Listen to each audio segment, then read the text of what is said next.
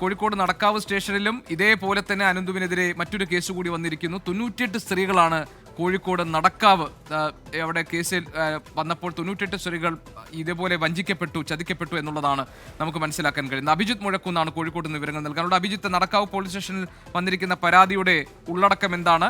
എത്ര പേരാണ് പരാതിയുമായി വന്നിരിക്കുന്നത്? ഗോപി, കോഴിക്കോട് ജില്ലയിൽ ആയിരക്കണക്കിന് പേർ ഇത്തരത്തിൽ ഈ സ്കൂട്ടർ ഉൾപ്പെടെയുള്ള തയ്യൽ മെഷീൻ ഉൾപ്പെടെയുള്ളവയുടെ വാഗ്ദാനത്തിൽ വിശ്വസിച്ച് വഞ്ചിതരായി എന്നാണ് നമ്മൾ മനസ്സിലാക്കുന്നത്. അതിൽ 98 സ്ത്രീകൾ ഇത്തരത്തിൽ തട്ടിപ്പിനിരയായ ഒരു സംഭവമാണ് നടക്കാവ് സ്റ്റേഷനിൽ ഉണ്ടായിട്ടുള്ളത്. അവിടെ ഈ പരാതിയുമായി എത്തിയിരിക്കുന്നത് ബിലാത്തികുളത്തുള്ള ഒരു NGOയുടെ പ്രൊജക്ട് മാനേജറാണ്.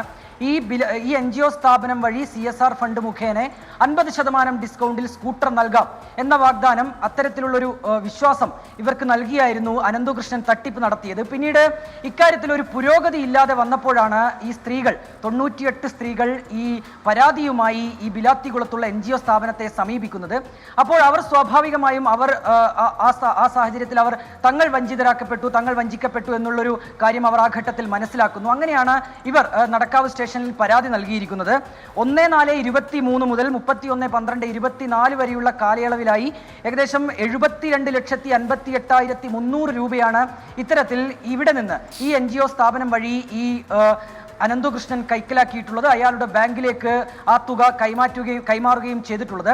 നിലവിൽ നമ്മൾ ഈ പ്രൊജക്ട് മാനേജറുമായി അവിടെ പുതിയ തട്ടിപ്പുമായി ബന്ധപ്പെട്ട കൂടുതൽ കേസുകൾ വരുന്നു. നടക്കാവിൽ ഉള്ള കേസിന്റെ വിശദാംശങ്ങളാണ് ഇപ്പോൾ അഭിജിത്ത് മുഴക്കുന്ന് നൽകിയത്. അത്ര വലിയ തട്ടിപ്പാണ് അനന്തകൃഷ്ണൻ നടത്തിയിരിക്കുന്നത്. അതിന്റെ യഥാർത്ഥത്തിലുള്ള വിവരങ്ങൾ, ആരൊക്കെയാണ് മറഞ്ഞിരിക്കുന്നത് എന്നടക്കമുള്ള വിവരങ്ങൾ പുറത്തു വരാനിരിക്കുന്നത്.